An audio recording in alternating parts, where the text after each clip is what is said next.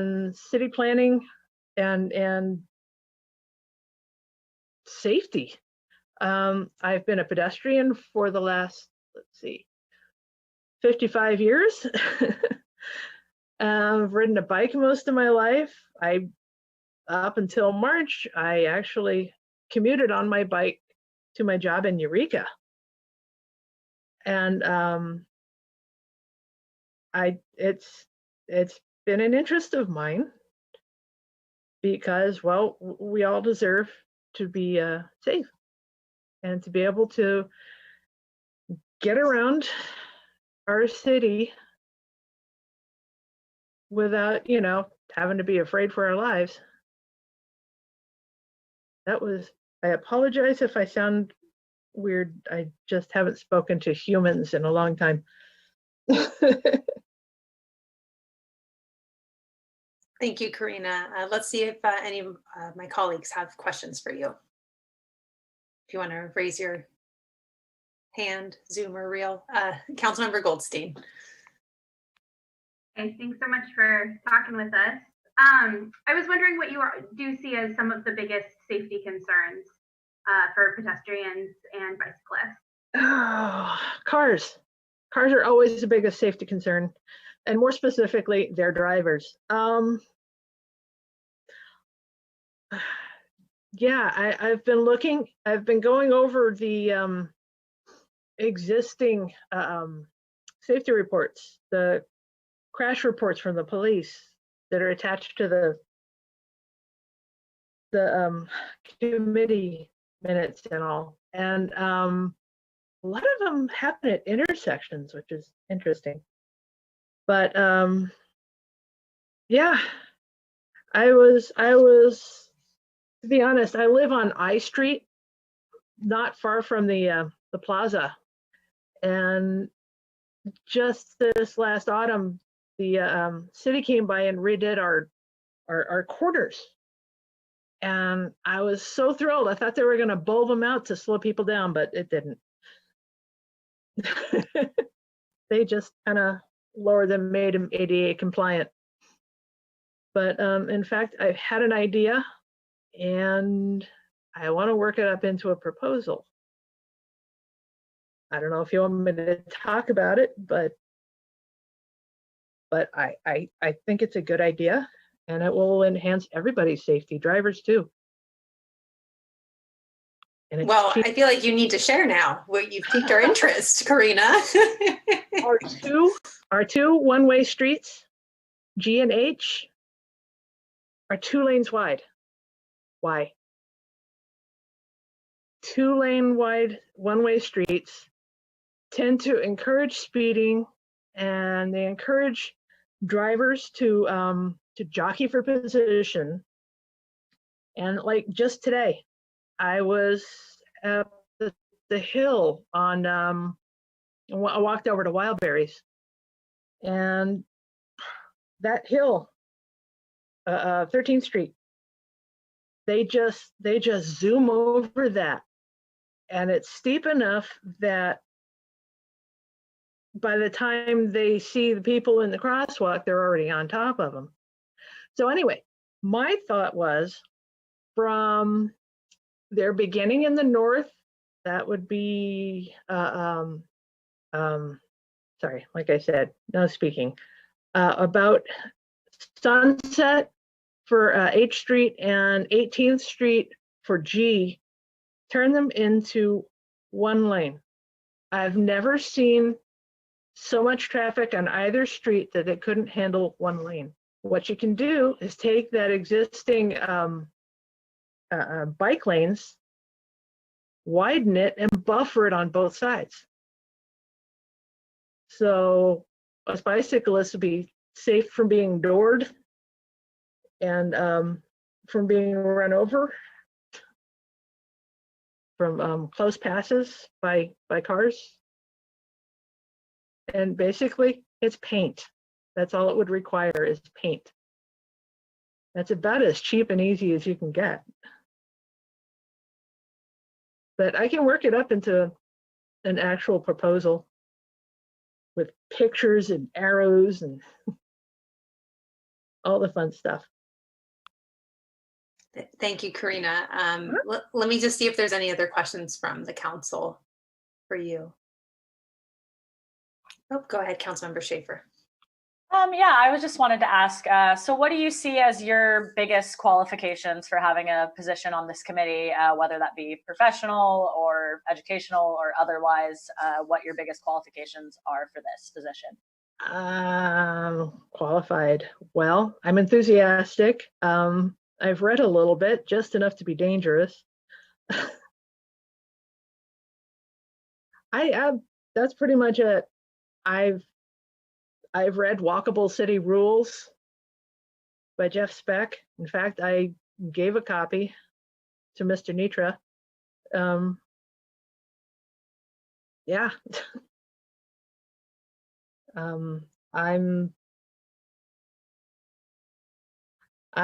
I am a member of the Trails Council, Humboldt Trails Council, a board member and a volunteer trail steward. I know that's not an actual qualification, but what am I trying to say?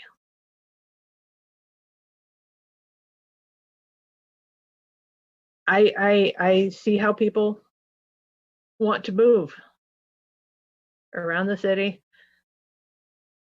Yeah, basically, I'm pretty much unqualified. Well, that's not what I heard. I heard you share a lot of your perspective as a pedestrian and a cyclist and talking about Trails Council. So I wouldn't say that. So I just want to make sure we usually keep these pretty brief, but I want to make sure if my other colleagues that haven't asked a question get an opportunity to. Absolutely. Is there anyone else that has questions for Karina? No. Okay. Well, yeah, we typically keep these very brief. Thank you so much for your time and for your interest and for your dedication to transportation and safety in our community. And at the end, so we'll go into our regularly scheduled meeting, and then it'll be on the agenda later tonight if we'll be making a decision. Okay. Well, thank you for your consideration. Absolutely. Thanks, Karina. Productive. Great. Bye. Thank you.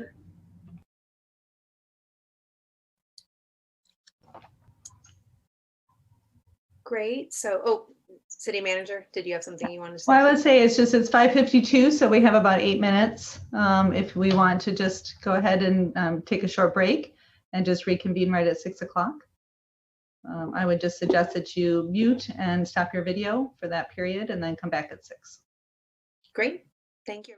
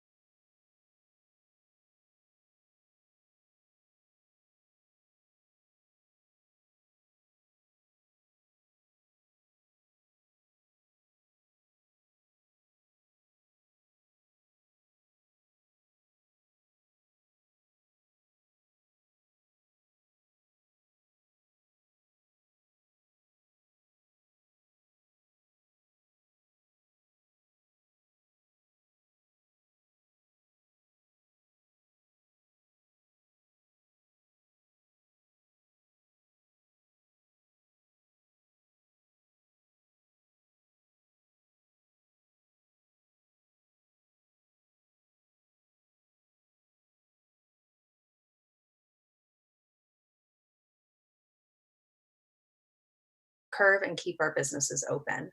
Please support safe shopping by masking up in Arcata. If you wish to make public comment during the meeting, either at the 2 open public comment periods or for an individual agenda item, there are 2 ways to do so.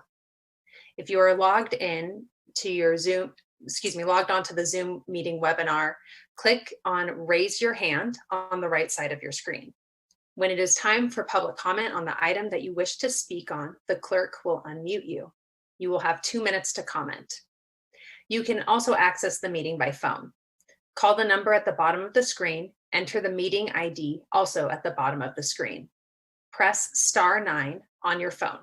This will raise your hand. When it is time for public comment on the item on which you wish to speak, the clerk will unmute your phone. You will hear a prompt that will indicate your phone is unmuted, and you will also have 2 minutes to comment. And now, if you would like to, please join me in the flag salute. I pledge allegiance to the flag of the United States of America and to the republic for which it stands, one nation, under God, indivisible, with liberty and justice for all. Thank you. Now for a roll call, will the city clerk please call the roll call? Mayor Pereira, Here. Vice Mayor Watson, Here. Councilmember Atkins Salazar, Here. Councilmember Goldstein, Here. Councilmember Schaefer, Here. all present. Great. Now we are on to early oral communications. This 15-minute time period is provided for people to address the council on matters not on tonight's agenda. At the conclusion of all oral communications, the council may respond to statements. Any request that requires council action will be set by the council for a future agenda or referred to staff. Speakers addressing the council at this time are limited to 2 minutes, and we can take up to 7 speakers. Please raise your hand if you are on Zoom or press *9 if you are calling in by phone and wish to make a comment. Do we have any members of the public that would like to speak for early oral communications? We do not have any public comment at this time. Okay, thank you. So next we're on to our consent calendar. All matters on the consent calendar are considered to be routine by the City Council and are enacted in one motion. There's no separate discussion of any of these items. If discussion is required, that item is removed from the consent calendar and considered separately. At the end of the reading of the consent calendar, council members or members of the public can request that an item be removed for separate discussion. So now I'll go through and read what's on the consent calendar. Item A, approve the minutes of the City Council meeting of December 10th, 2020. B, approve the minutes of the City Council meeting of December 16th, 2020. C, bi-weekly report on general warrants. D, declare a continuation of the local emergency related to the coronavirus pandemic. E, adopt resolution number 201-30, a resolution of the City Council of the City of Arcata authorizing a loan to resident-owned parks incorporated for the Arcata Mobile Home Park Homeless Emergency Aid Program project. F, adopt resolution number 201-25, authorizing the city manager to file a financial assistance application with the State Water Resources Control Board to fund the city's 2019 water line replacement project, and adopt resolution number 201-26 to apply, borrow, and grant security to fund the city's 2019 water line replacement project. G, authorize the city manager to execute a $12,888 amendment to the infill market study contract with Applied Development Economics Incorporated for additional work. And lastly, H, approve purchase of the city's financial system software upgrade for an amount not to exceed $50,000 and authorize the city manager to execute all applicable documents. Now, do we have a council member that would like to pull an item from the consent calendar? Okay, seeing none, is there any member of the public or staff that requests an item be removed from the consent calendar? Yeah, staff requests that item F be removed. Okay. And is there any member of the public? There is no member of the public for this item. Okay, well, I'll entertain a motion. I'll move to approve the consent calendar minus item F. I will second that motion. Okay, we have a motion and a second. I will call the vote by roll call. Councilmember Atkins Salazar. Aye. Councilmember Goldstein. Councilmember Schaefer. Aye. Vice Mayor Watson. Aye. And I vote aye as well. Motion passes. And now we will look at item F from the consent calendar. Yes, thank you, Mayor and Council. So we received an update to one of the resolution templates from the state after, unfortunately, the posting of the agenda last week. So we did do what we call a blue folder. We did an update to the council that shows the track changes version of that. The motion that stands on the consent calendar is still exactly what staff is recommending. And none of the core numbers have changed, but there were some minor edits within the resolution. So we just wanted to make sure that the council knew if you're adopting item F, it is the revised resolution that was distributed to you this week. Our Deputy Director of Engineering, Jess Clifton, is here if you have any specific questions about the project or the changes to the resolution. Okay, thank you. Is there any member of the council that has any questions or comments for this item? Okay, seeing none, is there any public comment? There is no public comment. Okay, I will entertain a motion for item F. I'll move to approve item F as amended. I'll second. Okay, we have a motion and a second. Sorry, I have to do the roll call thing. Bad habits. Let's see. Councilmember Schaefer. Aye. Councilmember Goldstein. Aye. Vice Mayor Watson. Aye. Councilmember Atkins Salazar. Aye. Okay, motion. I vote aye as well, and motion passes. So next we will move on to old business. Arcata Police Department's update on police reforms. May I have a staff report from Chief Ahern? Yes, good evening, Mayor, Vice Mayor, and City Council members. Tonight's presentation is an update on reform efforts taking place within the Arcata Police Department. This report not only provides a summary of progress of the Public Safety Committee's work, but also includes updates on changes made based on recommendations from the National Police Foundation.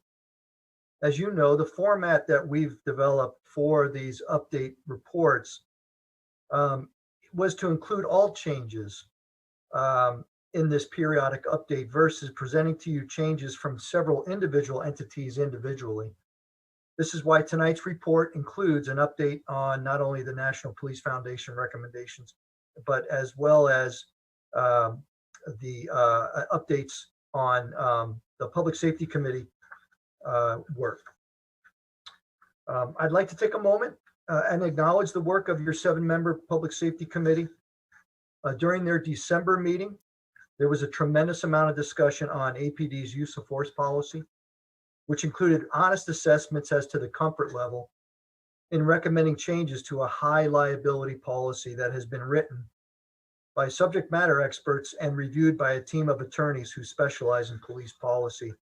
And that's Lexipol, which is the company that that we utilize in order to have a policy manual and a training plan in place as well.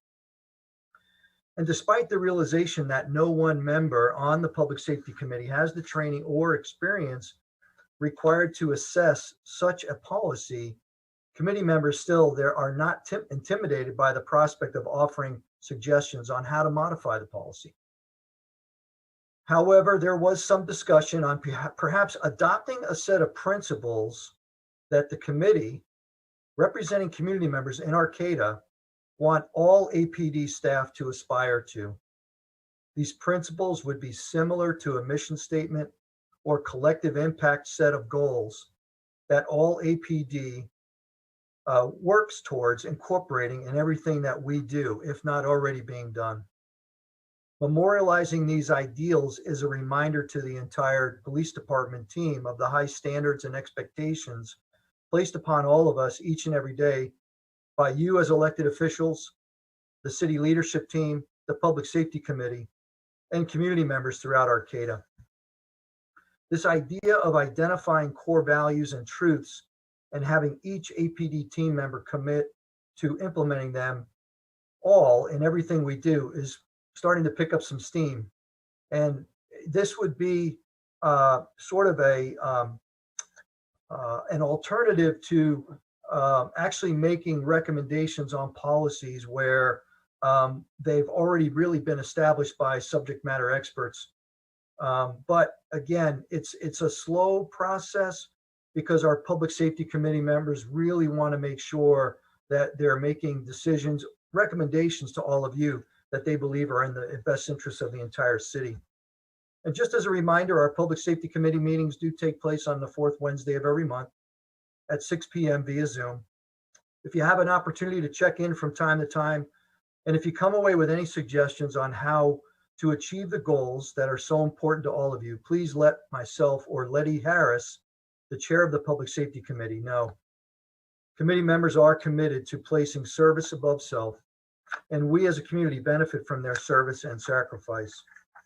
As far as the subcommittee work of the Public Safety Committee, the Civilian Oversight Subcommittee is exploring which model of oversight they should recommend to all of you for consideration to implement in Arcata. And likewise, the work of the Budget Subcommittee continues to look at what kinds of social service positions they should recommend be implemented within the department as revenues are restored. This work is ongoing and is expected to have some recommendations to all of you sometime this year.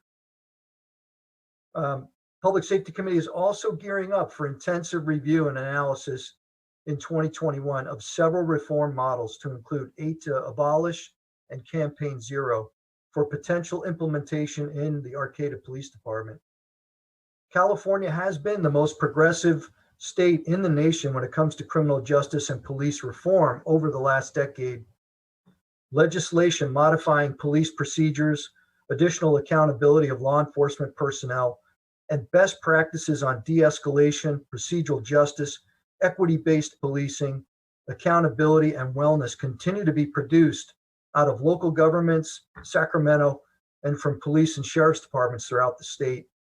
For example, having a necessary standard added to the reasonable standard anytime force is used came right out of California with AB 392 in conjunction with a collaborative bill, SB 230, illustrating the ability for legislature and law enforcement to work together to construct laws, standards, and policy that continue to be and representative of absolute best practices in our country.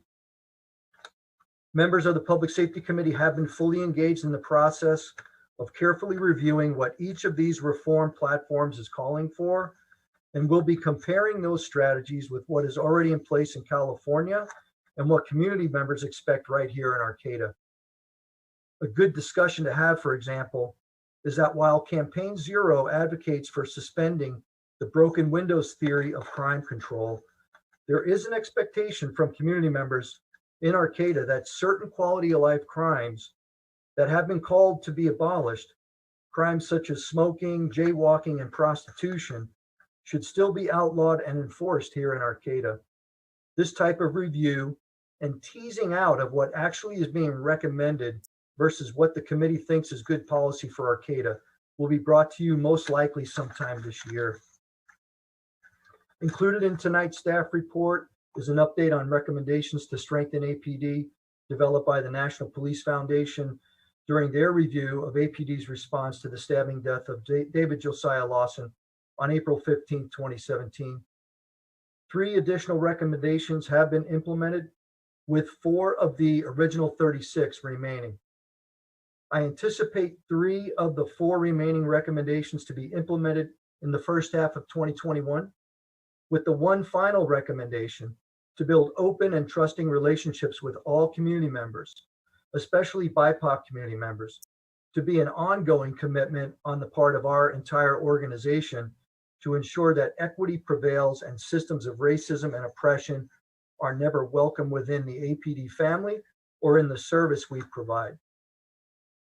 I would like to end by acknowledging the heroism displayed by Acting Sergeant Heidi Grossman, SWAT Officer Kent Falkenstein, and Officers Ian Thomas and Jamal Jones, as well as members of the Humboldt County Sheriff's Department, Humboldt State University Police Department, and the fire departments of Arcata, Humboldt Bay, Blue Lake, and West Haven in their response to an armed and barricaded subject who lit their room at the Motel 6 on fire this past weekend.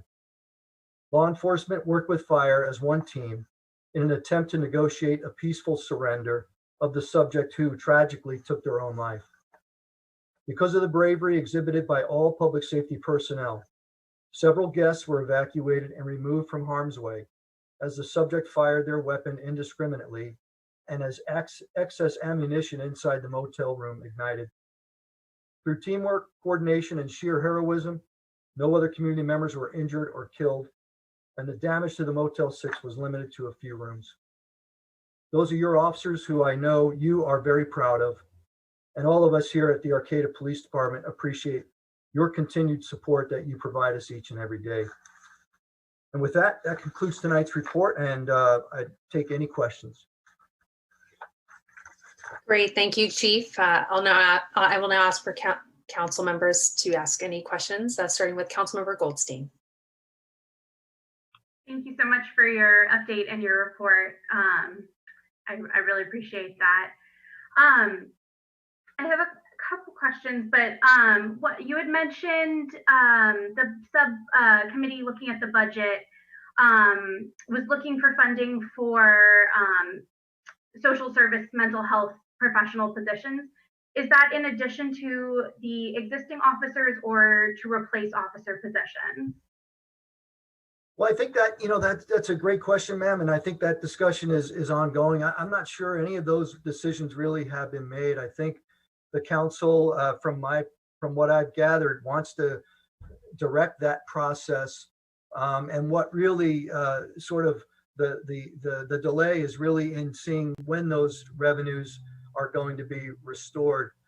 So what we're anticipating is that there's going to be no increase in the number of sworn positions right now, and that as those revenues come back, is that what we're right now frozen sworn positions will actually the monies in the salary savings will be used to bring in those experts, those behavioral health experts. So I see this as an ongoing process to where we want to continue to build the organization in a model that all of you really expect.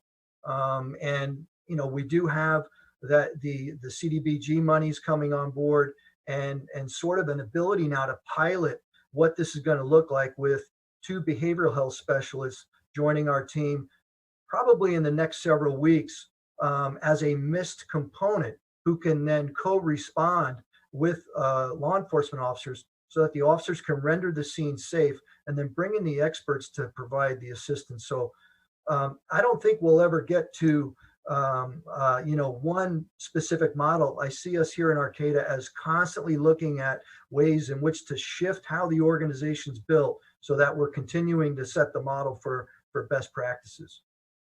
Great, thank you so much. Oh, sorry. My other question was, you talked about a set of principles as opposed to policy changes. And that sounds really interesting, but what's the, policies, there's accountability because it's written into law. What's the accountability around a set of principles? Well, again, I think I'll go back to the Public Safety Committee themselves, and they're taking the direction from all of you as council members. They're taking it seriously, and we're seeing throughout the nation, more and more community input into police department operations. But what they have found by starting with the use of force policy is that is a heavy lift because it is grounded in the law, and it's difficult to try to change that from a voluntary group perspective. So, but what is not lost on the committee is the ability for them to share with our entire organization, speaking on behalf of all community members, is what are the expectations? And so, for example, they really want to find a way to elevate that that there's no greater value than human life. They want to be able to put that somewhere in the use of force policy. Now, is there accountability to that? Not necessarily from the committee, but they can certainly make a request that perhaps all of you join in on and say, hey, Chief Ahern, this is what we expect from your organization. But we do have a very robust policy manual, and we do hold each other accountable.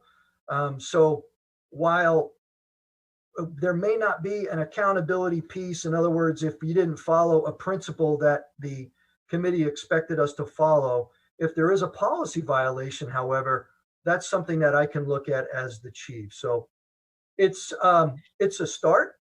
And I think an opportunity to at least start to see what this community input into police policy is going to look like as we identify other policies, though, that aren't maybe as high liability, to where we actually can change some language because it's not necessarily embedded in the law, but it's just embedded in a community standard.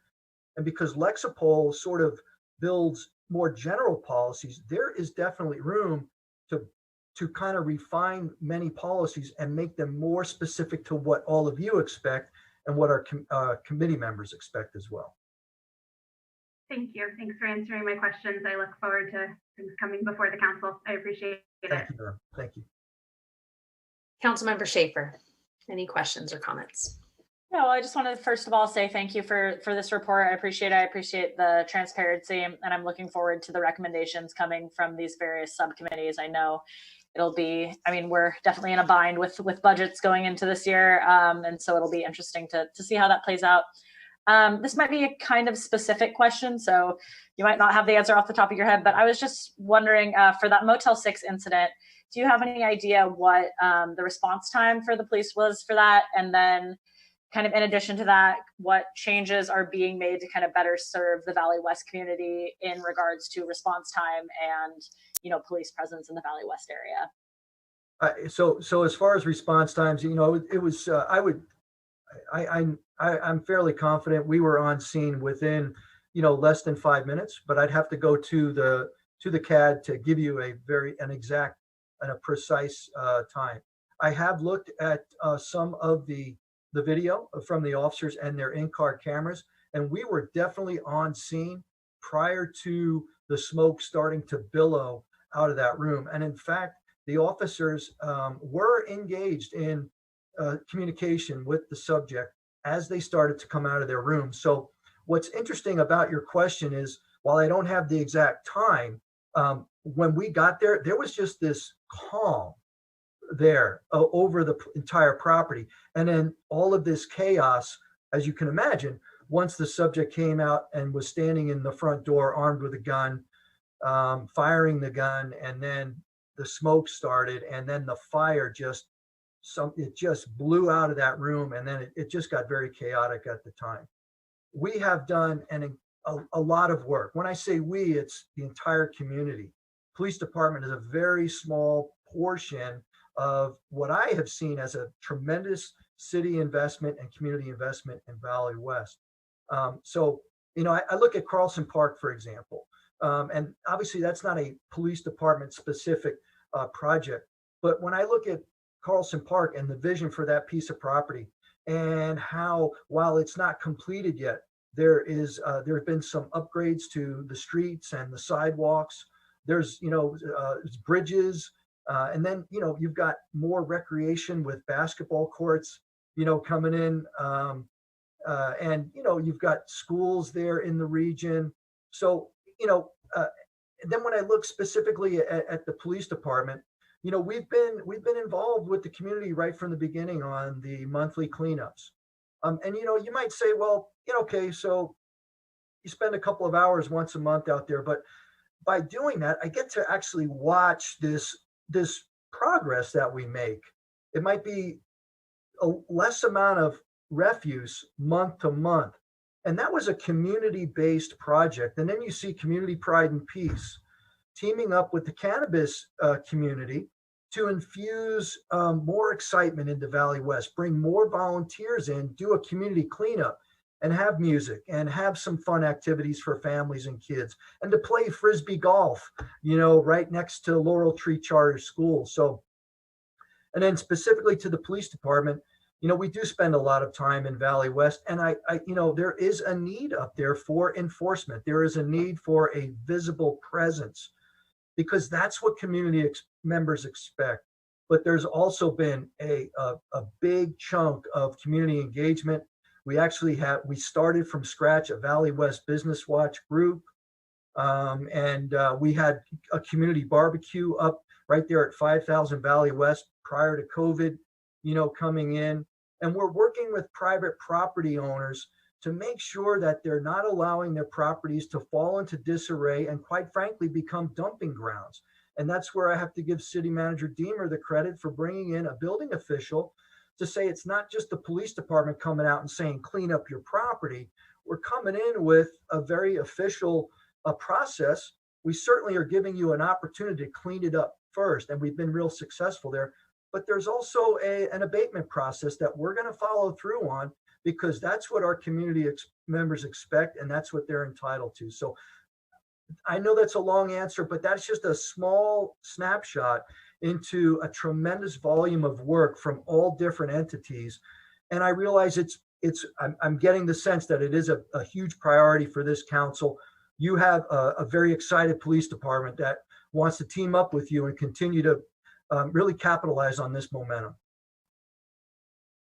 Great. Well, thank you, Chief Ahern. No other questions. And yeah, I appreciate that response. And just that, public safety is more than, just policing as well. So that community Absolutely. response is important too. Thank you. Thank you. Great, thank you. Councilmember Atkins Salazar, any questions or comments? I don't have any questions for Chief Ahern, but I just wanted to thank you for the report and for the work that you guys are doing with the Public Safety Committee. And I know that committee is tasked with a lot of work, so we do recognize and appreciate that. And I just also appreciate your enthusiasm to work with us, and I felt that from the beginning. So I think that's great. Thank you. Great, thank you. Vice Mayor Watson, any questions or comments? No questions. Thank you very much for the report. Thank you. Yes, thank you, Chief. Always for providing, I think, a really great, thorough breakdown of the work that's happening in the Public Safety Committee. We continue to be grateful for that collaboration. Thank you, ma'am, very much. Great. Well, next we will move on to new business. Oh, excuse me, I'm sorry. Is there any public comment on this item? There is no public comment for this item. Okay. I just didn't want to forget someone. Okay, next we'll move on to new business. Appoint one new member to the Transportation Safety Committee for a term expiring March 31st, 2021. Do we have a recommendation motion to appoint a member to this committee, or are there any questions from the council?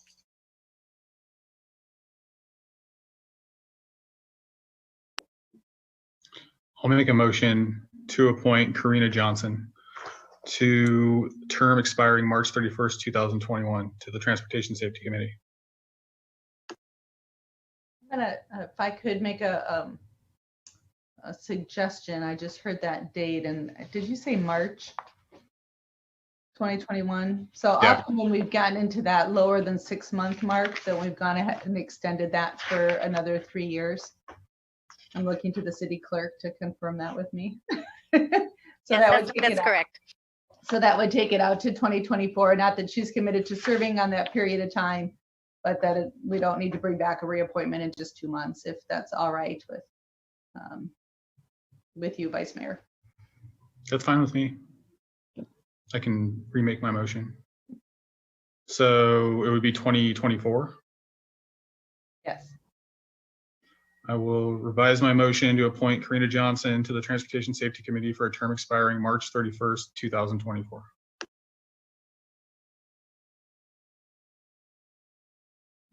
I'll second that motion. Great. We have a motion on the floor. Is there any public wanting to comment on this item? There is no public comment on this item. Okay. Unless there's comments or questions from the council, we will call the vote by roll call. Vice Mayor Watson. Aye. Councilmember Schaefer. Aye. Councilmember Atkins Salazar. Aye. Councilmember Goldstein. Aye.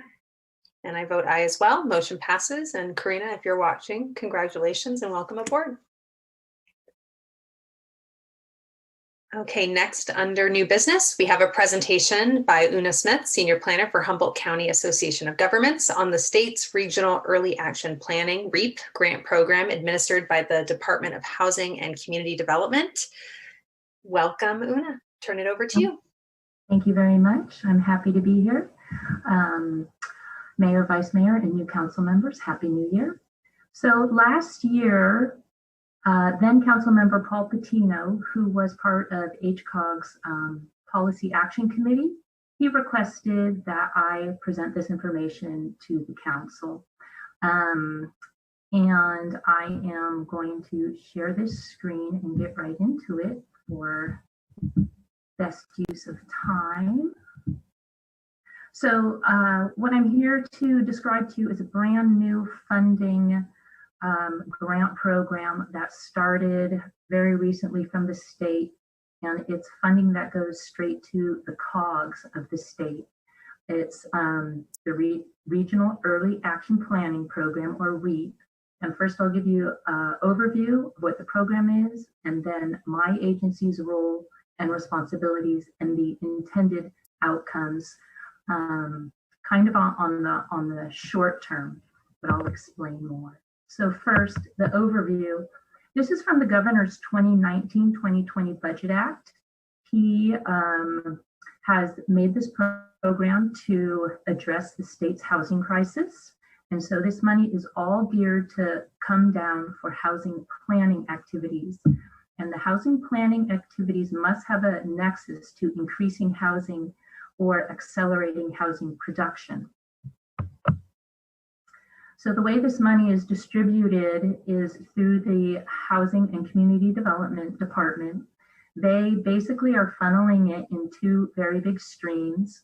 One is to the COGS and to counties where they do not have a COG.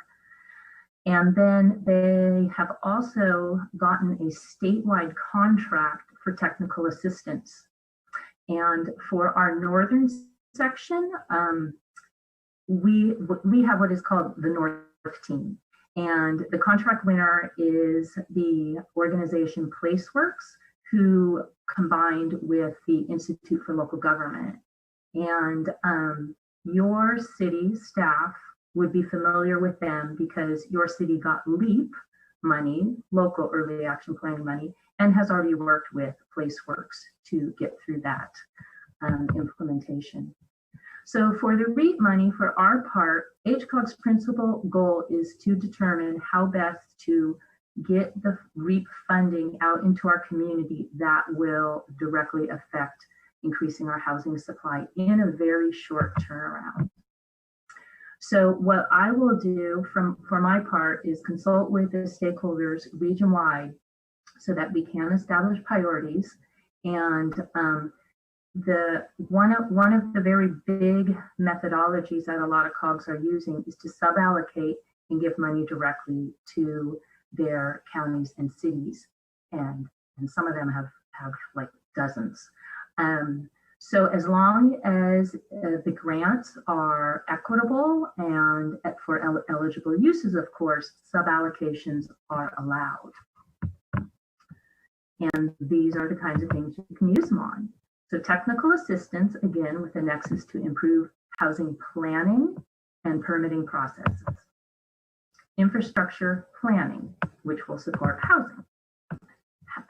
The housing trust funds. So this money is not just to plunk into a fund and then have that money ready that might go to construction. No, it's on the planning side. So for example, if a county doesn't have a housing trust fund, this money can be used to set up the Housing Trust Fund. And then also feasibility studies. This is tied to the Regional Housing Needs Assessment, which we, the county, our sixth cycle, we have already adopted. So the feasibility studies, the example that I have right here is really for organizations that don't have their RHNA Cycle 6 yet. And it's for them to find what are the most efficient sites for placing housing so that when cities get their percentage of housing they have to build, then that can inform that allocation. And then this money can pay for temporary staffing or consultants. So one way that we can also approach this is to have technical assistance. And what some of the bigger organizations or the NPOs are doing is that they are having what they're calling a consulting bench. So they are getting consultants online and under contract so that when their jurisdictions want an array of technical assistance, then they can get a grant and hire one of the companies on the consulting bench. So that saves a lot of the administrative burden that the COG then takes on. So I have started with an advance, and I will describe that right now. So we were allowed to get up to 25% of the money from REAP as an advance to help us prepare our full allocation. So as you'll see on the slide, this one-time REAP funding based on our population got us $785,000. And I applied for 8%. And so that money we already have been approved, and I'm already working with it for all the outreach and education and consensus building. So we have 92% left, or $725,000 that will come to us in about February to work on these housing planning priorities. So my advanced activities, which I started in about September, again, it's outreach and information sharing and education. It's identifying jurisdictions' needs and finding out what can help them accelerate housing and what are the kind of planning barriers, and then convene and collaborate to assess an equitable allocation. And I have to turn in, or HCOG has to turn in a full grant application by the end of January, the end of this month. So I convened with the local planning staff, and your city community development staff have been actively participating. And at the very first roundtable that we had, I just asked them, you know, what are your big barriers to building more housing?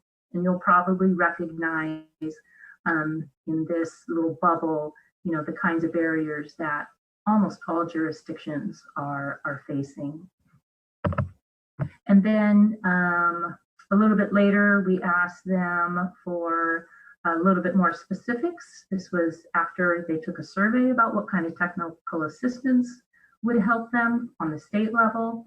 And we got a little bit more input. And this is information that went straight to HCD and their technical assistance team, the PlaceWorks and ILG team, for them to also decide what they are going to offer us statewide. And for that technical assistance, that doesn't use any of our REAP allotment or allocation. So then also, a lot of COGs are considering the sub-allocations just based on the RHNA percentages. So as a example of if we were to divide the money that way, this is how it would break down. So to update you, to get you up to speed for today, I've convened, I actually took out that slide, but I've convened now monthly roundtables with the planning staff. And the consensus now is that breaking up this money into this type of division would not be the best use, because there are some real regional needs that really have to be fulfilled for us to do some very long-term, but in a short timeline, housing planning. So right now, the last consensus I received from the roundtable was that they want all the money to be regional and not be split up into sub-allocations. And I have already presented that to my board, and they had no objections to that. And we're very happy that there was consensus among the planning staff. So the short-term outcomes, and this is mostly for the advance money that I got, but it will continue for the length of this program. Again, it's to survey needs and identify best practices. And then there are just all kinds of community members and stakeholders who I will continue to reach out to, get information from, and get ideas from for who to educate and how to work with all these stakeholders to see what we can do about accelerating housing supply. And so when I put in my HCOG's application for the full REAP funding, these two activities are required. So we will have to show for the activities we propose to do that we're going to have best practices to have affordable housing for all income levels, and then also a strategy to inform local agencies of the need of working towards their RENA goals as soon as possible. So at the January 21st HCOG board meeting is when the board will make a resolution to submit the final grant, which I will turn into HCD on January 31st. And the money will have to be expended by late fall of 2023. So then also the consensus is to use that money for a regional CAP, climate adaptation plan that HCOG would do that would help every region, and it would piggyback off of the county's CAP right now. And then also use the money for the associated CEQA that will be needed for those. And then also I want to reserve money, and this has been agreed to by consensus also, to hire perhaps a consultant or an on-call planning person for the 2 years of this program. And that person would be available to any of the jurisdictions, but we really want to highlight the needs of the smaller cities who don't have any planning staff in-house and have very limited contract planners. So that's my brief pitch on what I'm doing, and I'm happy to answer any of your questions. And thank you for having me. And I have to stop sharing. Great, thank you, Una. I'll now ask for questions from the council, starting with Councilmember Goldstein. No questions, but thank you so much for your presentation. Councilmember Schaefer. No questions at this time. Thank you very much, Una. Councilmember Atkins Salazar. No questions, but thank you very much. Vice Mayor Watson. I don't have any questions. Thank you for the presentation. Thank you again for the presentation. I guess I know you gave an overview of where the funding is going to go in terms of the application that's getting submitted, but once it's approved, if there's like an executive summary or something that can get shared with the council about the work that's ahead, I think that would just be great to have as a resource if we get questions about regional efforts around increasing housing production. Okay. All right. Thank you. Thank you so much. Let's see, are there any members of the public that would like to comment on this item? There is no public comment on this item. Okay, any final comments from the council before we move on to our next item? Okay, so under new business, item C, we have public scoping hearing on potential projects for funding under the State Community Development Block Grant Program, Coronavirus Response Round 2 and 3, CDBG-CB2 and CB3, Notice of Funds Availability, NOFA. May I have a staff report from Community Development Director Loya? Absolutely. Good evening, Mayor, Vice Mayor, and council members. First, I just want to apologize for the length of that title. We'll try and make them shorter in the future. So this is, as the title indicated, a scoping meeting for the CARES Act funding that's being funneled through the Community Development Block Grant Program. We've already applied for in round one, the CV1, and then they combined rounds 2 and 3 into this allocation. And so in order to apply for those funds, we have to go through a scoping process and make sure that we participated with the community in the application process. So that's what this hearing is about, is giving the opportunity, another opportunity, as I'll describe, for community input. I want to emphasize that tonight we're really just seeking feedback from the council, not necessarily a decision. We'll be coming back on January 20th with a resolution for application for these funds, and that's when we'll ask for a final decision. But any kind of insights or additions to the scoping list that you wish to make tonight would be greatly appreciated. This round of CARES Act funding is based on an allocation, so it's not competitive. We can apply for up to 3 activities, and the City of Arcata's allocation will be in the neighborhood of $530,000. And so among those up to 3 activities, we can allocate those $530,000 the way that we wish, as long as they're eligible activities. The list of eligible activities is included in Attachment A, and I'm not going to go through them in any detail unless you have questions about them specifically. And there'll be more detail about what's eligible once we review the full NOFA, the Notice of Funding Availability. And our recommendation on January 20th will be based in part on these scoping hearings, but also in part on an analysis of what's eligible and fundable through that NOFA. And so we'll be bringing that back on the 20th. So just super high-level thumbnail sketch of what the application process looks like. We go through this scoping process, and what we did to initiate the scoping was we used all the carryover projects that weren't funded on the first round CV1. As you may be aware, the CV1 funded missed ride-alongs with the APD, which Chief Ahern referenced in his update.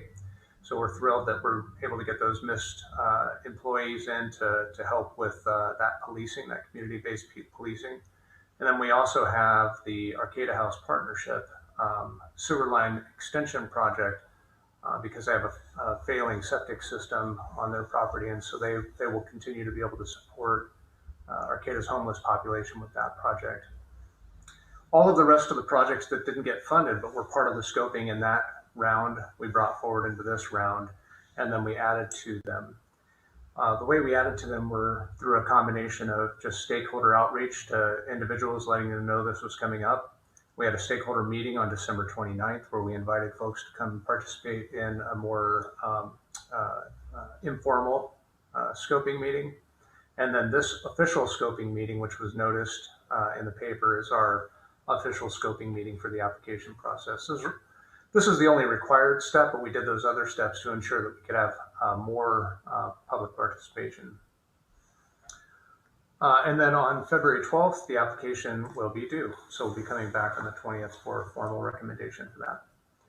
If you look at Attachment B on page 141, that compiled all of the suggestions that we'd received to date for potential activities. And then we did receive a couple of additional recommendations after we put the staff report out that I'd like to add to the list. So I have a 16 and 17. I'm sorry, the scoping list starts on packet page 140, not 141. But 16 would be to add a food security program, and this could be connected with recommendation number 4, which would be to provide assistance to local food banks, farms, or other nonprofits to increase food assistance to the community. And then number 17, I believe you all received an email to this effect too, but was to add a mobile home rehab program where some of these funds would be used to assist mobile home homeowners with health and safety rehabs to their facilities to keep them housed in those mobile homes. So this full list has been floated with the community. We've gotten broad support for all of these ideas. At some of the stakeholder outreach, folks have definitely indicated preference And so I just wanted to give you sort of the recommendations that we've compiled, and these are in part staff recommendations and in part recommendations that have come out of the stakeholder outreach. The bullet number 1, short-term rental, mortgage, and utility payment assistance program, was very popular with a lot of the stakeholder outreach we did. The reason we didn't fund it the first time around, frankly, was because the county was already running a program, and traditionally these rent assistance programs are administratively, challenging. And so ultimately the council decided on the MIST program and the Arcata House program and passed this one over. We did a little bit of preliminary work to see, how effective this program would be. Also at the time, Eureka's program was significantly undersubscribed. And so we were kind of concerned that we would apply for these funds and then they wouldn't be used. But for this meeting, we did a little preliminary research, and just in the last day or so of contacting property management companies, we've compiled a list of approximately 40 potential households that could use this funding. And so that's kind of risen to the top of our list. And we think it may be consistent with the council's direction as well. Item number 6 is essentially to upgrade the Arcata Police Department's radio and dispatch systems to digital. Many of the police in the area are switching over to digital. And the reason why this is kind of related to COVID is that if our dispatchers, for example, come down with COVID and we don't have a dispatch team, if we're on the same system as the other jurisdictions, they can take over dispatch for us. And so that's one of the ties that we're making for COVID. But it's also that our radio infrastructure system is just aging. We had just the other day when we were discussing this with Eileen Burbeck in the police department, right after we got off our conversation about this particular project, she wrote back and said, "Oh, by the way, our repeater in Valley West died." And so this money would be part from COVID, but would also be from other sources to help upgrade our radio system. And then the third one that sort of floated to the top, and this is in large part related to what we're doing right now, the fact that we can't meet with people, and at the same time we're trying to bring forward these massive initiatives for long-range planning. We have audacious goals to have really robust engagement with the community, to reach down to community members who've traditionally been marginalized, and to ensure that everyone has an option for participating. Under normal circumstances, that's a very expensive endeavor and something we were going to commit a lot of our staff time to. But because we can't meet with people in person now, and because of the additional technological needs and the needs to be able to carry our message further, we're looking to break off somewhere between $50,000 and $75,000 of this $530 to help support outreach and engagement efforts, largely targeted around the work that community development is doing for long-range planning, but this can also be used citywide for other engagement types as well. So those are sort of the 3 that have risen to the top so far, but I just wanted to open it up to the community to provide any kind of input on prioritization or recommendations moving forward for this. And with that, I'd be happy to answer any questions you might have. Great, thank you. I'll now ask for questions from the council, starting with Vice Mayor Watson. I know in the staff report introduction, it says to select up to 3. Correct. And yeah, just looking over this list, I like 5, 9, and 10. So I'll just throw that out there. Yeah, those are my comments. Okay. Great, thank you. Councilmember Goldstein, any questions or comments? Thank you so much. Thanks for providing us with this list and all the information.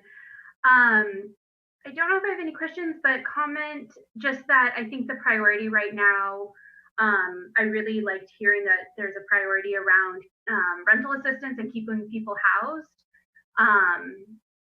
I think that through this pandemic, one of the biggest things we can do to help our community is to ensure that people can stay in their housing. So helping them with rental assistance.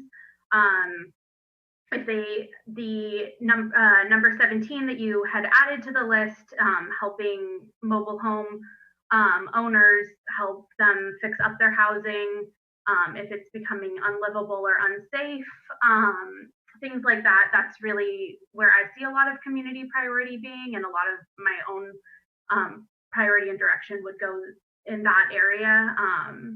I think that it leads to a chain reaction of, if people are safe in their homes, they're not forced to live on the streets where they may have more of a chance of contracting COVID, things like that.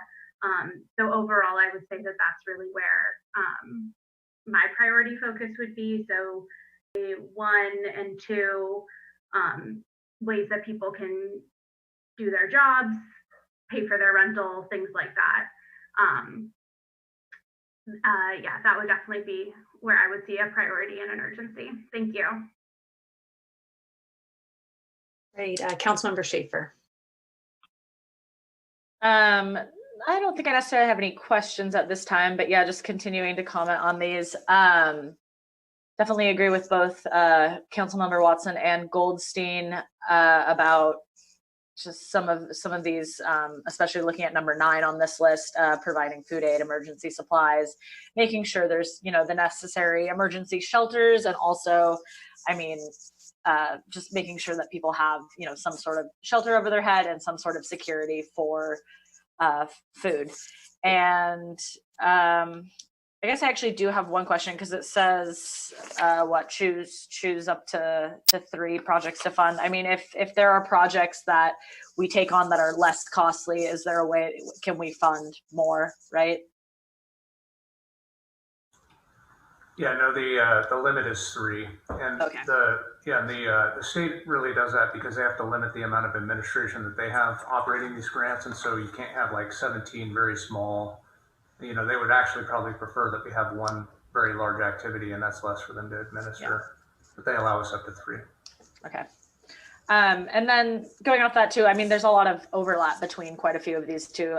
For example, looking at 5, as Councilmember Watson mentioned, assistance to families with distance learning, but also, if we're providing families with laptops and internet access, then also they will probably be, better able to engage with like outreach efforts, like number 7 indicates. So, but definitely agreement with the other council members about, especially 1, keeping roofs over people's head, and if there's potential popularity with that, I think that's a great option. And then also number 9, and working with our houseless population to make sure that they are supported in this time.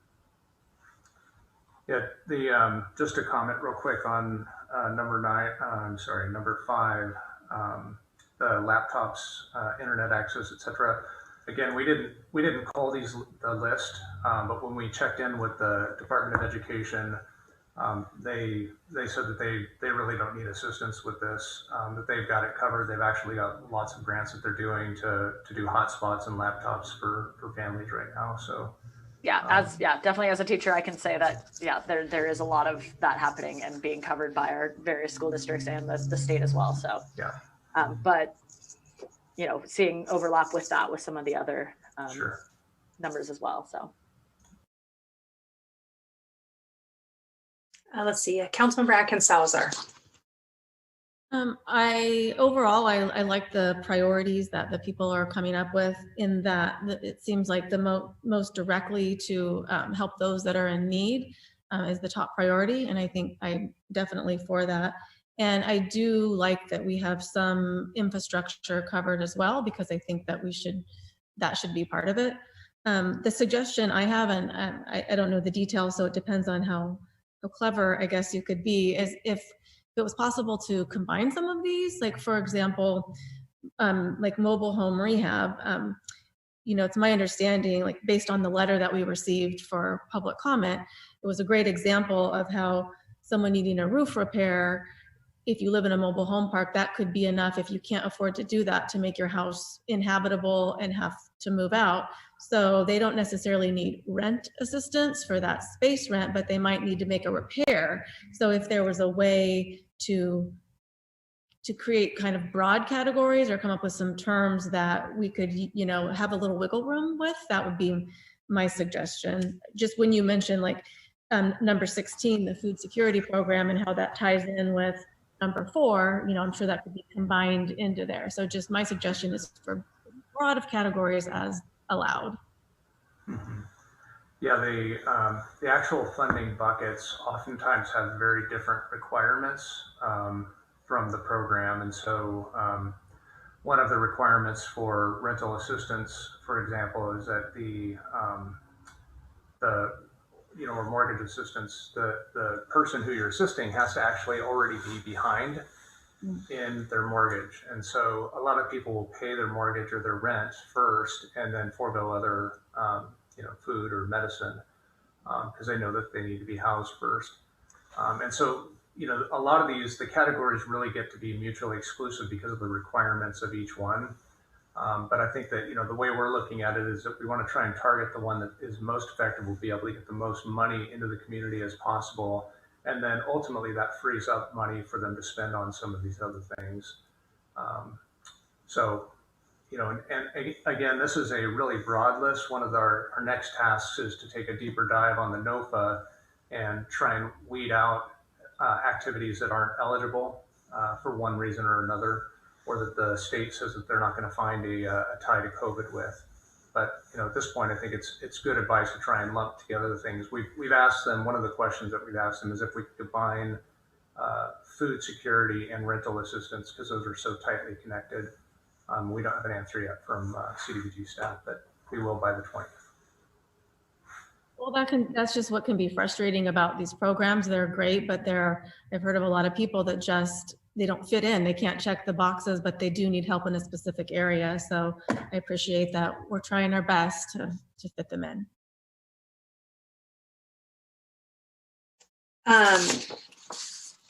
Yeah, I think there's a lot of really great things on this list. And given that the grant we have will be a little over 500,000, is that correct? I think, yes, weeding out what's not eligible for funding, but I think when this returns, I think the fact that I recall with the first round, we had some like estimates of what, you know, would it be how much for mist or how much for, you know, the Arcata House partnership, you know, sewer work, septic work. So I feel like that will be really helpful for us when this returns, because I think for us picking 3, we want it to be where it's most impactful. Like, you know, instead of, if it's 2 projects that we could do really well versus 3 not done as effectively because the funding is stretched out too thin, I think that will be a really helpful conversation for us to have when this comes back. So thank you. Let's see, are there any members? Oh, go ahead, Vice Mayor Watson. I just want to add, I definitely agree we should prioritize helping individuals that are struggling. I just think it would also be important to not discount the need for things related to economic development. And, you know, for example, if just one of our 3 had an economic development focus, kind of like item number 10, that's what I see when I look at that one. It's not that or something else. And, you know, maybe the other 2 would be more focused on aid to individuals. Those are my comments. Thank you. And actually, thanks for bringing up item 10, because I forgot to mention, we did get a public comment regarding item 10 around plaza improvements and open space and attracting folks to the plaza from Colin Fisk. And I think it would be good to add to this recommendation, exploring road closures to support outdoor activities and dining. This was something that our previous council, prior to COVID, we gave direction to explore that more. And I think given the need for outdoor space and how to draw people to the plaza, that's definitely another element that I think should be included in that item. Okay, any other questions or comments from the council? Okay, if not, are there any members of the public that would like to comment on this item? A reminder for attendees, if you are wishing to provide public comment on an item, a reminder, if you're logged on to the Zoom, click on the raise your hand on the right-hand side of your screen. And if you have called in via phone, press *9 on your phone to raise your hand. When it is your turn to speak, the clerk will unmute you and invite you to speak, and you will have 2 minutes for each speaker. Are there any public comment for this particular item? There is no public comment for this item, Mayor. Okay, thank you. Let's see, it looks like we've given some direction. Is there a motion that we need for noticing a future hearing? No, okay. No, we'll go ahead and notice for the 20th and be back with the additional information that you need, as well as a deeper dive on what the NOFA allows for. Okay, wonderful. Thank you so much for that work and for capturing a lot of the community's needs and interests. Okay, thank you. Okay, next under new business, we have item D, introduce ordinance number 1540, an ordinance of the City Council of the City of Arcata amending zoning regulations pertaining to city-initiated land use development projects and the Cannabis Innovation Zone combining zone, waive reading of the text and consent to read by title only. Community Development Director Loya, the second long title of the evening. I turn it over to you. Yeah, it's really bad when you promise not to do something and then you turn right around and do it. I'm going to turn it over to Senior Planner Joe Mateer to start the staff report.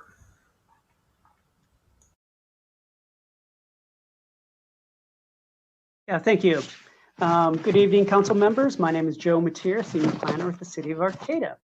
Tonight before you is the introduction of Ordinance 1540 that would amend the land use code, the city zoning regulations. An ordinance is adopted by the council in a 2-hearing process to amend the land use code.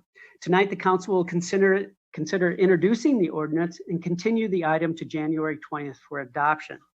Ordinance 1540, which you'll find as attachment A of your staff report, includes 3 text amendments in 2 different areas of the code. First one is that it will exempt some of the permit requirements for city-initiated projects. So it would be city permits would be exempt from city projects. The second item is it will increase the number of use permits for Area 2 located in the Cannabis Innovation Zone. And the third text item amendment would be a clarification of the definition of cannabis cultivation to not include plant nurseries. Last year, the City Council directed staff to prepare these amendments to increase the use permit cap in Area 2 of the Cannabis Innovation Zone. Staff took the opportunity to include the 2 other text amendments to clarify the permit process for city projects and then also the cannabis cultivation definition. Ordinance 1540 will exempt the city from our own local permits when in compliance with the general plan policies and the land use code development standards. Currently, federal, state, and local agencies are exempt from our own city permit requirements, but it's not exempt for our own projects that we do. So this text amendment before you tonight would do that. I do want to emphasize that we do have a process already in place for reviewing city projects. A lot of times the capital improvement projects will go before the city council for approval. It might have review by some of the committees. And then there's also general plan conformance that would be done prepared by the planning commission as well. So there is a lot of review. We felt that it was pretty redundant. The text ordinance would still require the city obtain design review approvals and also coastal development permit requirements. But we found that some of those permits that we were doing, we recently did one hillside development permit for a trail project up in the community forest. We have a long-standing history of developing recreational trails, and we felt that it was really redundant to require ourselves to get a permit when we're initiating that project on itself. So that is the one area of the land use code section that we included in section 9.10.040G. The other text amendment would be for the increase the number of use permits allowed in the Cannabis Innovation Zone. The Cannabis Innovation Zone is located in the West End Road area. It was an area designated by the city to establish cannabis cultivation areas. Light industrial uses are still allowed there. They don't have to be cannabis activities, but the city wanted to create a space for the development of commercial cannabis activities. So this is where you may have cultivation, manufacturing, and distribution businesses located. The Cannabis Innovation Zone has 2 areas, and you'll see that in Attachment A will be Figure 2-25. Area 1 does not require any land use permit. It doesn't require a use permit. The activity is principally permitted. You get a building permit, business license, and also a commercial cannabis activity permit. That is a separate regulatory process that the city has for cannabis activities. But in Area 2 of the Cannabis Innovation Zone, it currently requires a use permit. That cap of the number of use permits was established by the city to kind of regulate, monitor the number of cannabis activities, kind of maybe limit speculation, maybe limit the displacement of non-cannabis businesses that are conducting businesses out there already. And so originally the cap was, well, currently the cap is at 20. We have 17 use permit issued for cannabis activities. Those use permits are issued by the Planning Commission. And earlier this year, when the City Council looked at this, they indicated that they thought a cap of increasing it to 20. They still wanted to monitor the number of use permits allowed in that area. So that is what is proposed for you tonight. The third area of the text amendments includes a clarification on cannabis cultivation area.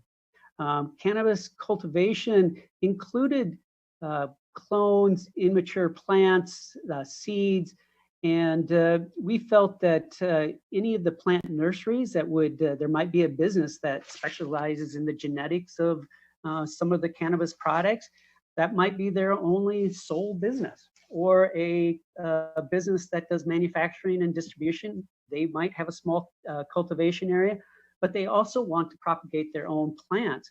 And so we want to clarify that the plant nurseries are not included in the definition of cannabis cultivation area. The city adopted some limitations on the amount of area allowed for cannabis cultivation. And the idea is that we really felt that, you know, Humboldt County is known for their cannabis product, and Arcata, why don't we become that manufacturing, that added value, that distribution, that support center for those licensed cultivators?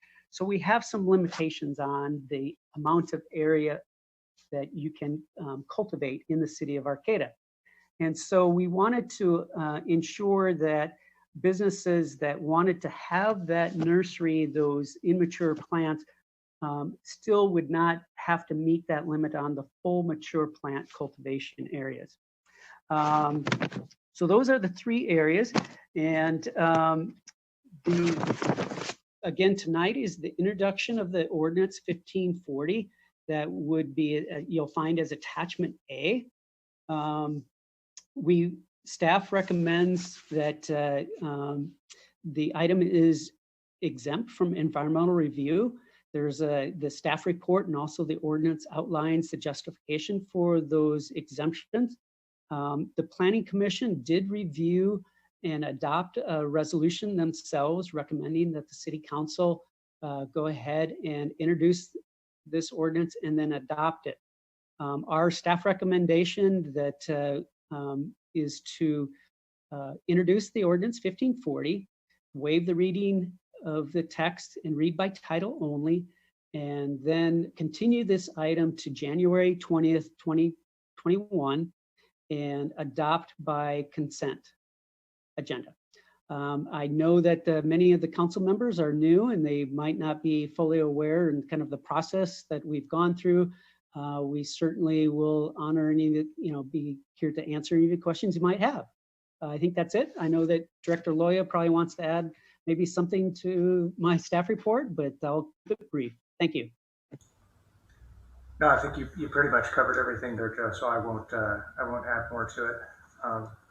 But happy to answer any questions that you have. I guess the only sort of thing that I do recognize, and I just want to state explicitly, is that this body of policy, is many projects probably at the early part of your term, was initiated by prior council, and so you're kind of jumping on midstream. We'd be happy to take it back a notch and answer any questions or address any changes in policy directions that you feel are necessary. Great, thank you. Let's see, any questions from the council, starting with Councilmember Atkins Salazar. I don't have any questions. Thank you. Councilmember Schaefer. No further questions at this time, and just thank you for a very thorough overview. You're very clear and makes a lot of sense, so thank you. Councilmember Goldstein. I don't have any questions, but thank you so much for your report and explanation and offering to take the time to catch us new council members up. I appreciate it. Vice Mayor Watson. Yeah, you said that currently we have 17 permits. Is there a waiting list or anything? There is not. We have 17 issued. And I know we've had, the ability to apply for these permits for quite a while now. And one concern that I, still have is the displacement of non-cannabis businesses from the area. And I know that that's something that's definitely happened just with the rent increases early on. And when I look at an increase from 20 to 30, I see an increase of 50%. And I would be more comfortable with an increase of just 25%, which would be 25 permits instead of 30. I would just feel more comfortable with that, being a little more conservative with it, because I think it's really important to try to keep options open for non-cannabis businesses. Yeah, I mean, the number was set by council. We took our marching orders when we brought this forward last time, and certainly if the council wants to change that number, we can certainly change it. I think the balancing act that the council made when they recommended 30, because we did evaluate everything from eliminating the cap, opening it wide, eliminating. You mean the planning commission? The council. Okay, the council wanted to increase to 30. We gave that direction, I recall, to 30. Okay, my apologies. No, not at all. That's fine. I mean, if you want to change directions, I mean, I don't see any problem with that. The lower we increase the number, if we hit that number and the council wants to increase it again, it means another code amendment, and code amendments aren't cheap. So I guess the individual use permits, when they come forward, they're paying their way. And I think that, what I would, recommend as an alternative is that you adopt the 30. And then if we start to see that there's mass displacement or there become, economic problems, we can establish a moratorium, stop issuing permits, and then address them at that time. Or, we could change it to 25 now. It's, either way is fine. Great, thank you. Any other questions from my colleagues? Yeah, the only thing I'll say, with the number 30, we did discuss it as a council, and I think having the option to do an emergency moratorium if it is looking grim and that there's this negative consequence. I'll say when we passed the zoning when I was first on the council, and that was definitely a big concern of this council, was the council at the time, was to make sure that we were being prudent and not opening the floodgates and displacing the businesses that have been there for quite some time. And there have been some residual impacts, of course, and some transition, but I think we have seen some steady growth in the cannabis innovation zone that has not had as many negative consequences, I think, as we were concerned about early on in this process. So just grateful staff for really keeping an eye on that and bringing it back to us, and then supporting these other amendments that make sense as well to our codes. So is there any member of the public that wants to comment on this item? A reminder to Zoom attendees, if you wish to have public comment on this item, please select the raise your hand on your screen, or if you called in by phone, press *9.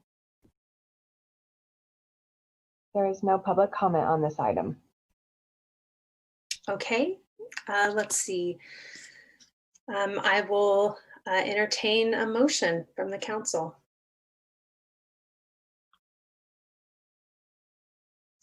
I will move to continue this item to the January 20th consent calendar, scheduled meeting, ordinance number 1540, to place it on the consent calendar. Yes. We would also need, as part of the motion, to introduce the ordinance. So there's that bullet number. Great. So item number 2 and 3 on this then. So, okay, great. So I motion to introduce the ordinance number 1540, ordinance of the City Council for the City of Arcata, amending zoning regulations pertaining to the city-initiated land use development projects and the Cannabis Innovation Zone, combining zone, waive reading the text, and consent to read by title only, and then continue the item to the January 20th, 2021 regular scheduled City Council meeting to adopt ordinance number 1540 onto the consent calendar. I'll second it. Okay, we have a motion and a second, and I will call the vote by roll call. Councilmember Atkins Salazar. Aye. Councilmember Schaefer. Aye. Councilmember Goldstein. Vice Mayor Watson. Aye. And I vote aye as well. Motion passes. Thank you. Let's see, new business item E, appoint 2 council members with ceremonial authority to select a recipient for the 2021 City of Arcata Business of the Year Award and to present the award at the Arcata Chamber of Commerce virtual mixer. May I have a staff report from Community Development Director Loya. Yeah, I'll be super brief on this one. This is typically, a sought after appointment to really help select the business of the year that then goes to the chamber dinner, and then we all have this great big party, and there's drinking and laughing and a band, and sometimes all kinds of other fun things. It's still epic. We still have a lot of great businesses, and I've just been inspired by the business community's response to COVID this year in particular. And we're still doing a virtual mixer, at which time the city will be able to recognize its business of the year. So we're looking for 2 council members to serve on that committee to work with the Economic Development Committee subcommittee to make this appointment. And it's a lot of fun. So looking forward to working with whoever gets appointed. Great. So I'll open it up to any questions or comments. We'll start with Councilmember Goldstein. I don't have any questions. Thanks. And I guess as we're going through, if there's folks that want to express a strong interest, you also can use this time as well. Councilmember Schaefer. I have no questions at the time. Yeah, so, and I don't have extreme interest in it. I don't know if we're nominating people who we think should do it, but I don't know.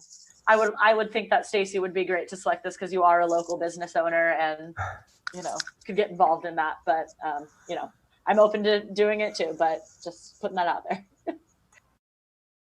Great, thank you, Councilmember Atkins Salazar. Yeah, I would be happy to serve on that committee if needed. Great, and Vice Mayor Watson. I have no questions. Any interest? It's okay if you don't. But yeah, I'd be happy to let somebody else do it. Okay. And if there's nobody else, then I'm happy to do it. Okay, well, I'll turn over to any of the new colleagues. I'm happy to defer if any of you have an interest, but also happy to take it on if need be.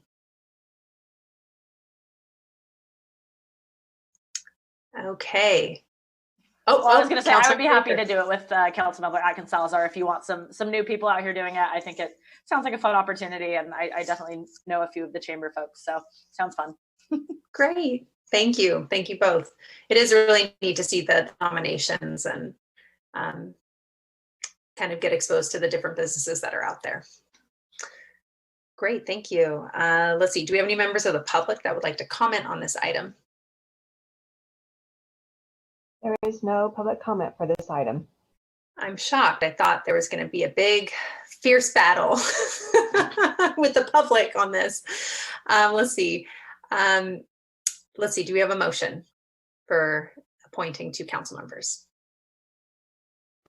Go ahead. Please go ahead. I'll move to appoint Council Member Schaefer and Council Member Atkins Salazar with the ceremonial authority to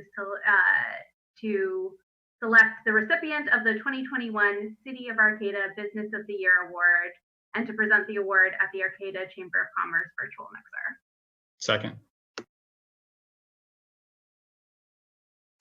Okay, we have a motion and a second, and I will call the vote by roll. Councilmember Goldstein.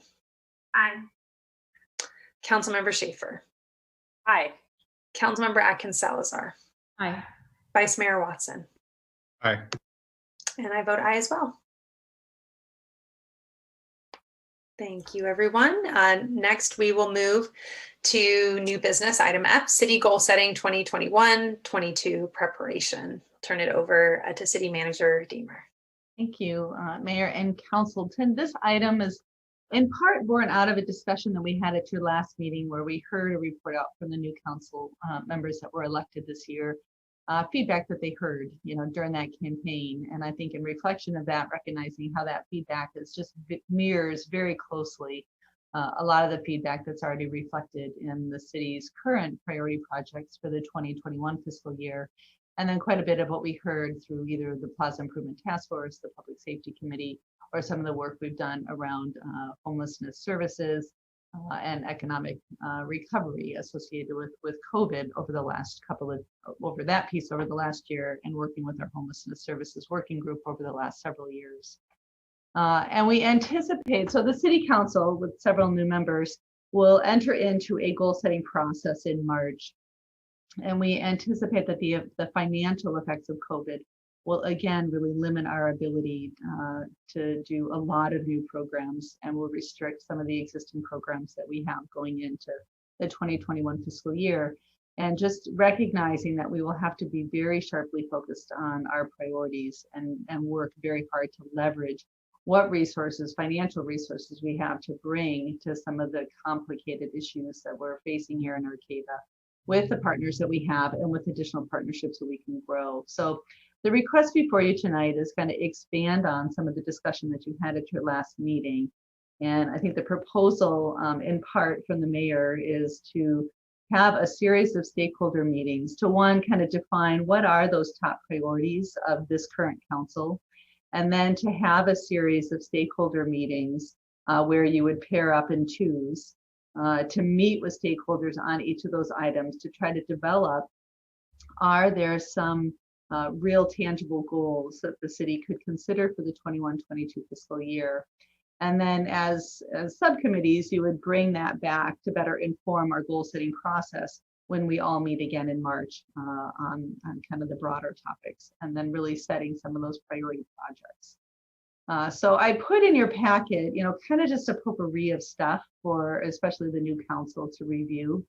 And it includes this current year's priority projects that the council identified.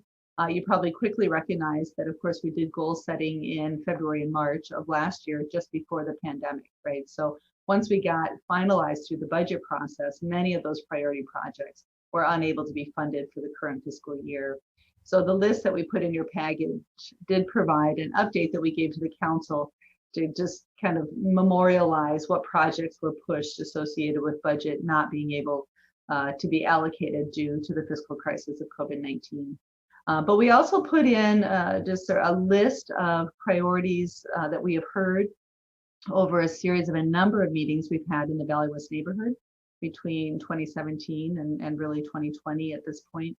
And then the priorities, just like the meeting before we went into the coronavirus shutdown, the council had just prioritized specific projects that were suggested by the Plaza Improvement Task Force as we were heading into our budget session. All of those projects then were sidelined associated with our fiscal conditions But I included that list that just kind of had the starred priorities that the council at the time identified from the work that that task force did.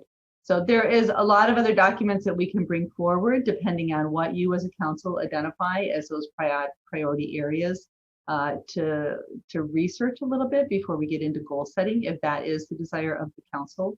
But I think we need to start with identifying what those are. And then identify as a group who you would like to have as your subcommittees of two for those stakeholder meetings. And then brainstorm either tonight or have the council just forward to myself, potentially who those stakeholders are that you want to make sure are invited to those meetings. And then staff can start to work with that. I also just noted that we do have two groups that are meeting regularly, one on homelessness services working group that we have, and then the other one is the Economic Recovery Collaborative that also meets.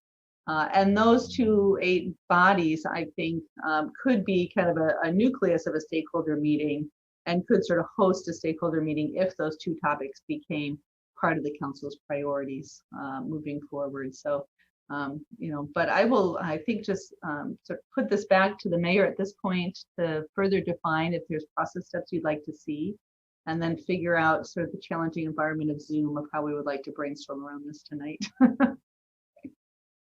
Thank you, City Manager Deemer. I think one way that we could kind of capture what the will of the council is to go by roll call of like what the top like 3 topics, 3 to 4 items that you think should be the most pressing for us to go more deeper into with stakeholder outreach, engagement, and then bringing back goals that are around those areas. So we could just go down by each council member, say 3. We can do 3, we can do 4. If it's easier to do 4, we can do that, or 5, and just see where there's overlap, and that might help us identify what those topics would be for next steps, those issues would be for next steps through this goal setting process, recognizing that the more we can have a focus on top priorities and leveraging resources, the more impact that we can have in those areas. So let's see. Do folks want to do 3? Just like to start off, just see what the overlap is, to see if we have some overlap with the top 3. Okay, great. Let's start with Atkins Salazar, Councilmember Atkins Salazar. Thank you. So some of my top ones, one would be developing the 2 to 3 year homeless reduction strategy. I know that's a big project, but I was thinking, even though funds are going to be limited, and probably so will the time because of COVID, so we're all kind of on pause, I think there's a chance that a lot of this year might go by without us being able to get certain things done. So it would also be a good time to focus on large projects so that we could just start the research and the groundwork for those, because they tend to take a long time, but that wouldn't cost too much. So that was my idea behind, using some of the time that we might have, since we can't do everything we want, to get ahead on some of the larger projects. So I would like homelessness to be a focus, as also the Plaza Improvement Task Force, but if there's something that ties it into just general city beautification, I think that would be preferable, and improvements in Valley West. So those are the 3 categories for me. Great, thank you, Councilmember. Councilmember Schaefer. Yeah, so the 3 that I kind of wrote down, and there are definitely subcategories underneath these, but looking at working with our houseless population and working with Arcata House Partnership and other local organizations that we can collaborate with to provide, outreach and improvement of that situation. And that does kind of go with general, both plaza improvements and Valley West improvements, in my opinion, they kind of fall under the same category, because oftentimes people cite, oh, we need to improve the plaza, we need to get transients off the plaza, we need to, find a place for homeless people that are on the plaza, right? So they kind of do line up with each other on there. And then, so houselessness in general, and then kind of looking at Valley West improvements, which a lot of the houselessness falls under, but other improvements as well, just things like lighting, trash cans, crosswalks, etc. And then the last thing on my list was just for small business development and economic recovery for COVID, fallout, and then also, kind of just making a more robust small business, kind of development think tank kind of system within our city as well. So those are the three that I have down. Great. Councilmember Goldstein. Yeah, I think I am already seeing a lot of overlap, and what I've written down overlaps a lot as well. I would definitely like to see a focus on housing and houselessness, both from a preventative standpoint and an intervention standpoint. So services, as well as we were talking earlier this evening, things like rental assistance to keep people stably housed from a preventative standpoint. I would like to see a focus on mental health and other social services in connection with that, in terms of emergency response, and who's showing up to emergency calls. And then definitely a focus on support for Valley West and putting the energy that we see going into a lot of the rest of Arcata going into Valley West. And really listening to the people that live there up in that community, to what they're demanding and asking for their neighborhood and their community. And I think, as Sarah had said, a lot of it is better lighting, trash cans, some really basic stuff that we should be able to deliver, in my opinion. So I'd really like to see our energy go there. Thank you. Vice Mayor Watson. I would say homelessness, economic recovery, and city infrastructure.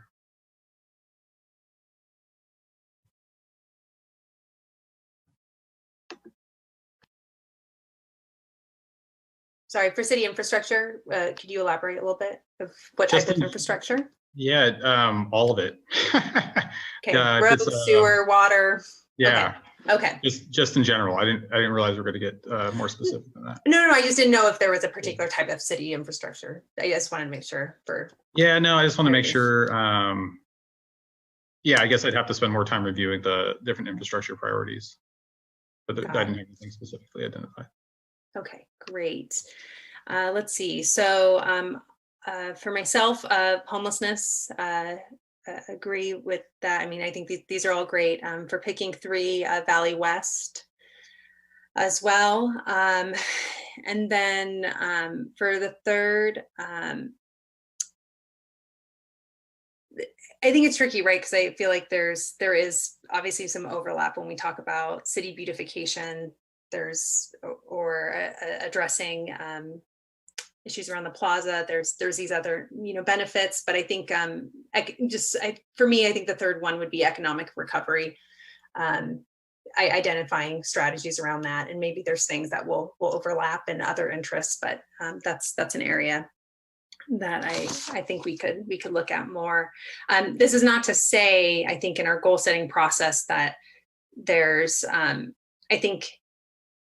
I think an important distinction is that there is ongoing work that our departments do. So when we talk about goal setting, this is not to say that other work doesn't happen. It's like we just got an update about police reform in Arcata and the work that's happening there. I think just recognizing that if we were to leverage resources to like one project in a few different areas, what could we impact? So let's see. So we see for the top three at this point, homelessness, Valley West, and economic recovery seem to be the top three that we could do some follow-up stakeholder engagement on. I guess the next piece would be how we wanted to assign folks and do subcommittees for those different topics, recognizing that we do have folks that are already appointed to the Homeless Services Working Group and to the Economic Recovery Collaborative, but then there's also overlap, I think, of, I'm trying to think, so Economic Recovery has, yeah, could you go through what the appointments are so we can get a sense of subcommittee breakdown? Can I ask a question really fast? Sure. Where I guess I didn't see in the staff report where it said we were supposed to come with 3 choices. I read it as a preparation, that's what the title is, and just talking about the process. And it feels like we are doing goal setting right now. And I'm mostly concerned that I missed it. And I'm just wondering if did I miss that, or are we just coming up with picking 3 right now? So I think really for this process, thanks for asking a clarifying question, is to identify what types of stakeholder meetings we want to do a deeper dive on for there to be feedback into the goal setting process. So if there are, it could be 3, it could be 4, it could be 5, but I think narrowing it to what are the areas that we want to do more in-depth stakeholder engagement to identify how we can partner with community organizations and leverage resources to move the needle on some of those items. So that was really the intent. If it is the will of the council to increase that to 4 or 5 or to another number, that is, I think, an impactful number that we can make headway on. 3 was a starting number, but if the will of the council wants to look at something different, absolutely, open to that. But the idea is how can we narrow the scope into a few subject areas to do stakeholder engagement that will then inform the final recommendations the council decides together as a council in the goal setting in March. So right now we are basically picking goals.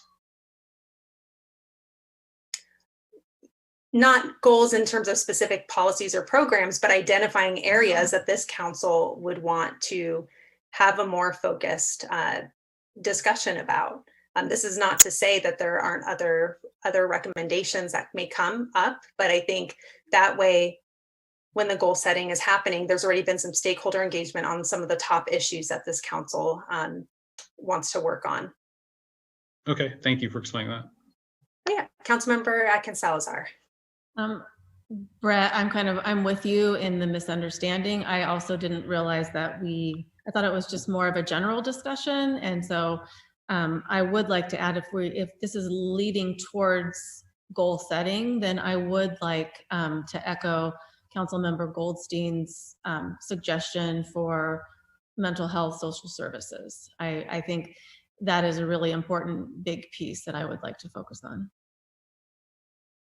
Great, thank you. And that's why I said the number of 3, like if we needed to increase it, I just wanted to, as a starting point, throw out a number of like, what are the top things? So I think that makes a lot of sense. So thank you for elevating that.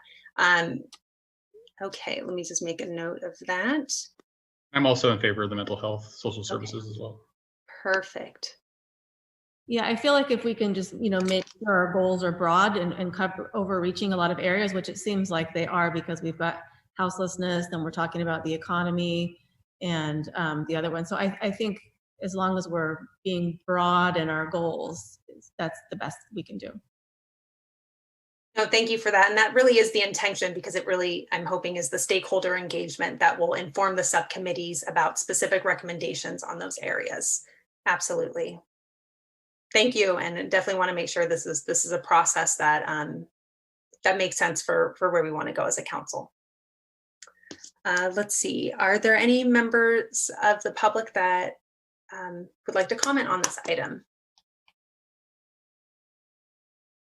There is no public comment on this item.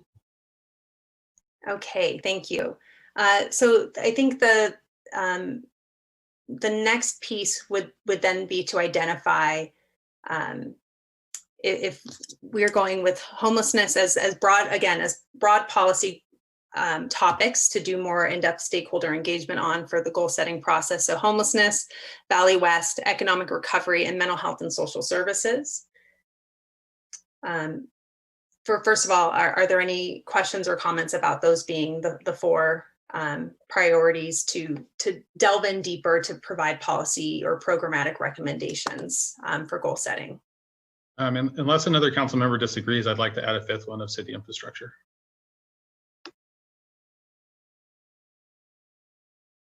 I mean, that already is one of our big, I think it's appropriate to have that on there because that is what the bulk of our money is going to right now is our wastewater treatment plant. So it makes sense that that's part of our goal setting. Okay, great. Okay, so let me just go through the list again for the public's benefit.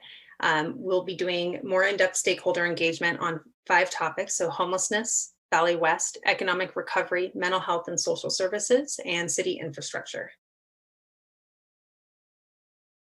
Okay, great. So now we just need to identify subcommittees to participate in these stakeholder meetings.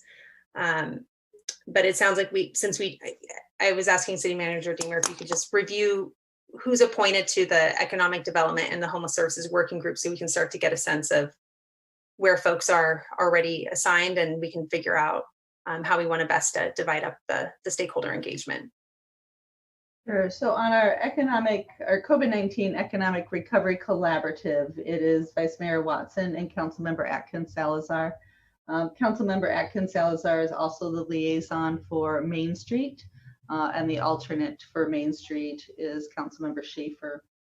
And then our homelessness and housing working group right now is our Vice Mayor Watson and Councilmember Goldstein. And also I want to add too, because I'm also the liaison for Arcata House Partnership as well, which ties into the, that homelessness piece as well, so. Okay, great. Well, let's see.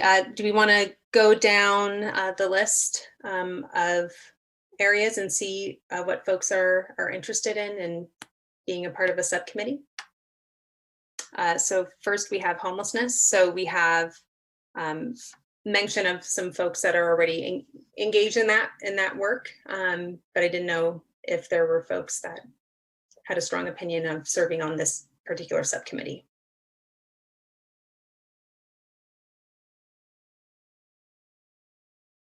I would be interested in serving on that subcommittee. Yeah, so would I. Okay. I don't know if we're doing more than one council member to a subcommittee though. Yeah, it just can't be more than 2. Okay. So, so yeah, I mean, so it can be 1, but I think the hope would be, because I think this is also a great opportunity to meet with different stakeholders, especially for our new council members, getting to meet all the different folks. I mean, you've met a lot of people already, but in this context, in your new role, let's see, Valley West. That's something I'd really be interested in. It's a lot of community conversations I've been having lately, so I'd love to continue doing that. Okay, is there anyone else? I've also recently been having a lot of conversations with folks regarding Valley West as well. And if there's nobody else that wants to take that on, then I would be interested in doing that as well. Okay, that sounds good. Let's see, go through the list. Let's see, economic recovery. I'd be interested in doing that one. And I would be interested in doing that one as well as mental health and social services, or just doing, one of those, but those are the 2 that I would be interested in. I'd also like to do mental health and social services. You're not going to do infrastructure? I can do that one too.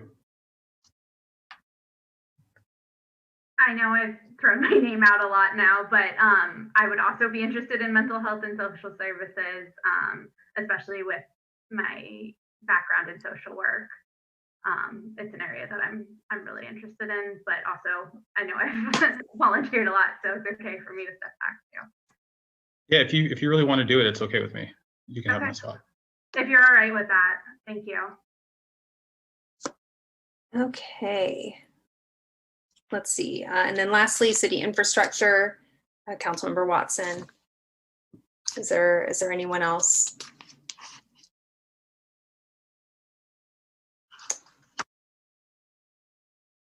I can do it by myself, unless you want to join me. Yeah, I can do that one. Let's see. I definitely just wanted to give space to the colleagues here if any of you had a strong preference. So I figured I would just fill in the gap wherever I could be most useful. So perfect. So let me just go through the list. So for homelessness, we have for the subcommittee council members Schaefer and Goldstein. Valley West, also council members Schaefer and Goldstein. Economic recovery, Vice Mayor Watson and Councilmember Atkins Salazar. For mental health social services, Councilmember Atkins Salazar and Councilmember Goldstein. And then for city infrastructure, Vice Mayor Watson and myself. Okay, are there any questions? This is a new process, so definitely want to make sure that we're all on the same page. So thank you so much for asking clarifying questions as we're working through this, so that it makes sense to everyone and also to the public. So, are there any other questions or comments? So I guess I would just like to clarify sort of next steps moving forward. Because I think the intent was we would have, this sort of wrapped up by your January 20th meeting. So I think this is great progress. We've got 5. I guess I would also suggest that, if you think about it over the next couple of weeks, you'll have a chance to hopefully revisit this on the 20th if there are some changes that the council would like to make. And between now and then would be if folks could really start jotting down stakeholders that they would like to see invited to these meetings.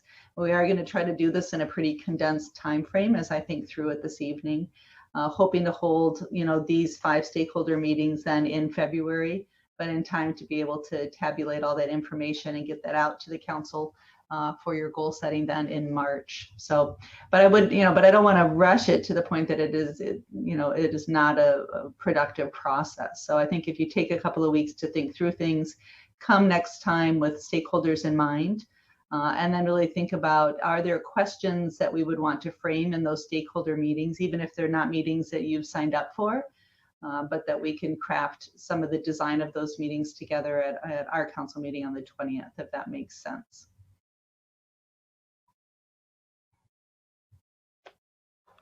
Great. Any other questions or comments? So we need to meet, or I don't know. Yeah, I guess I'm confused. We need to have meetings with stakeholders by the 20th. No. We need to identify, as a council, who you think those stakeholders are. Okay. Who do you want to make sure is invited to these stakeholder meetings between now and the 20th, and be able to come to the meeting on the 20th, hopefully with those names, or get those to myself or Kayla in my office ahead of time, so that and then to think about, even if it's not a meeting that you're going to be involved in, are there specific questions that you would want those stakeholders to brainstorm around, so we could develop. And I'll work on that a little bit between now and next week, sort of the layout of those meetings with the mayor. But things that are on your mind to ask those stakeholders would be great to know.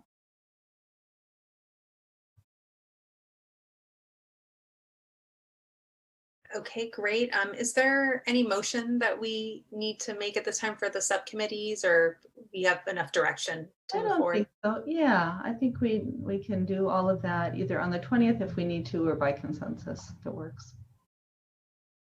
Okay, great. Well, thank you everyone for your input into our goal setting process.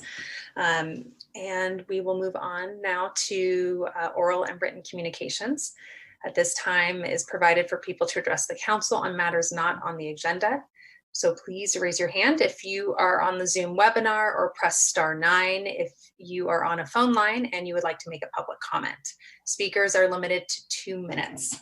When it is your time for public comment, the clerk will unmute you and invite you to speak. Do we have any public comment?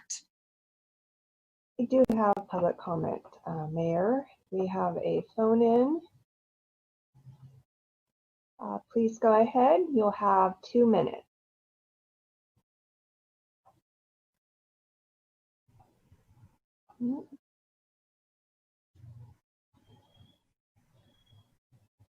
Hello, caller?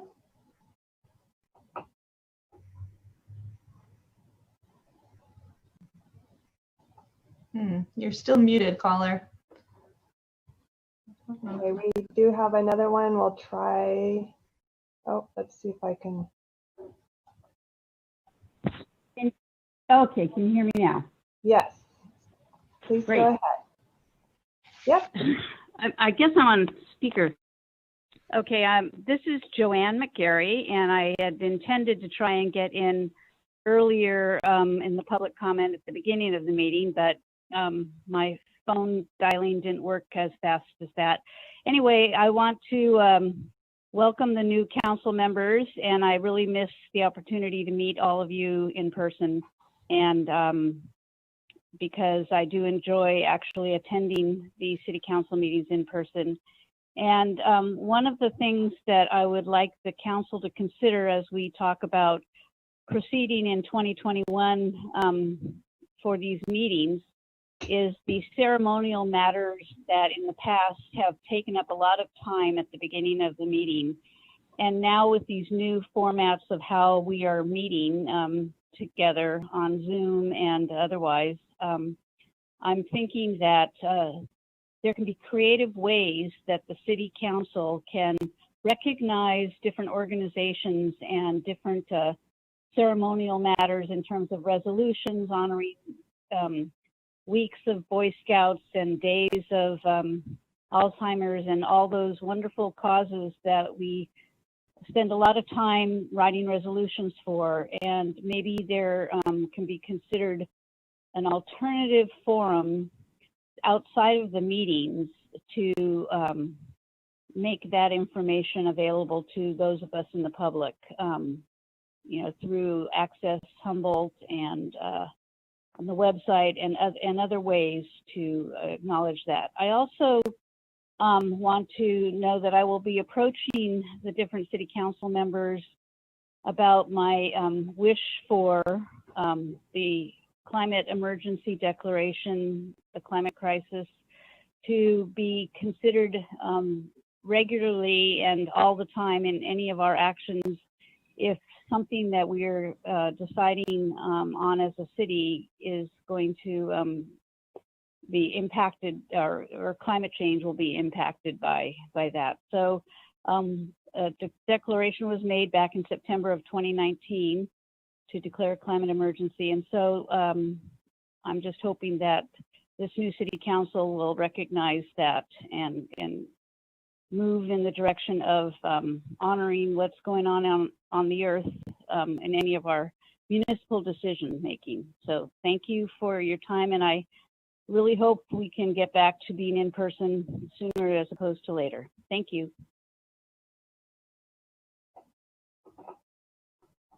Okay, and we do have another public comment. Alex, can you go?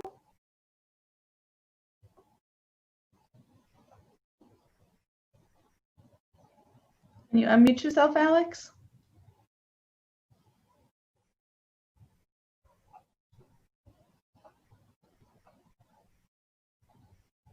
Almost. Okay. Oh, there. There we go.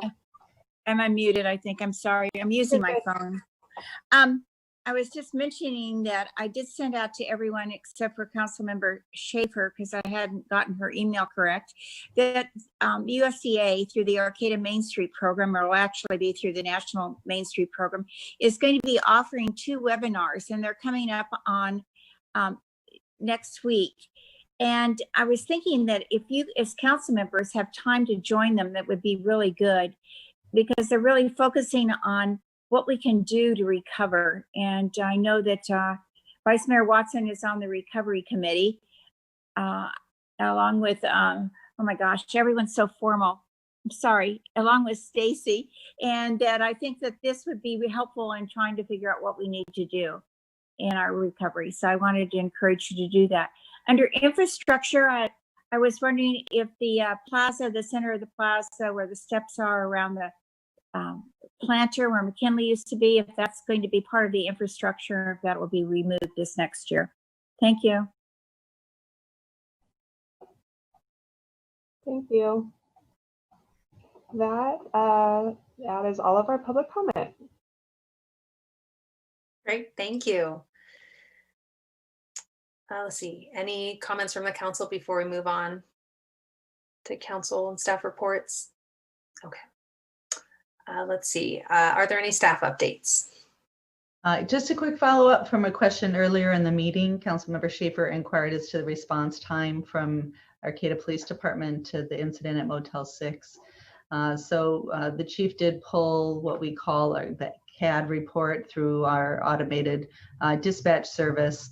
And the call came in to the police department at 3:02 and 5 seconds, 3:02:05 a.m. on Sunday, January 3rd. The call was dispatched, meaning back out at 3:02:41. And then the first officer was on scene by 3:03:59. So our response time was just seconds over a minute and 18 seconds from the time the dispatch to the time of arrival. So I just wanted to share that information with you. And also just let the council know that the county has had a kind of a COVID tip line for complaints and concerns that has been open through the pandemic, and they have been shifting that away from the county portal and onto individual city jurisdictions. So that's a piece that will take over as of January 1st, and we'll just work with our businesses if and when any complaints come in. And that's it. Great, thank you. Vice Mayor Watson, any updates? No, I don't have any updates. Thank you. Councilmember Schaefer. No updates. Thank you. Councilmember Goldstein. No update. Thank you. Councilmember Atkins Salazar. I have two. I attended the Humboldt County Association of Governments, or HCOG, and the focus of that meeting was a lot on the Eureka Corridor Plan and how to make Broadway accessible to a variety of transportation types and to make it safer and less congested. And there was an extensive presentation done by GHD, which is an environmental, an engineering firm, I'm sorry, and then HCOG, City of Eureka, and Caltrans staff about the project. And if you guys are interested, you can go to the Eureka Broadway Corridor Plan.com, and it gives you the plan on there.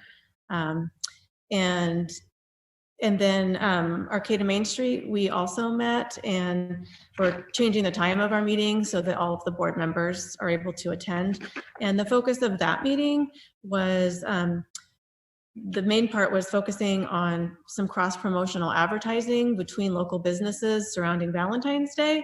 So the ideas are still in the works, but in general, talking about ways to pair up bigger businesses with smaller ones, like to be Valentine's and cross-promote one another, or businesses that are doing well versus some that are struggling. So just again, working businesses helping each other through this, which we've already seen a lot of in our community, and just kind of pushing forward with that. And then of course, they're talking again about, what to do for the Oyster Festival that's coming up.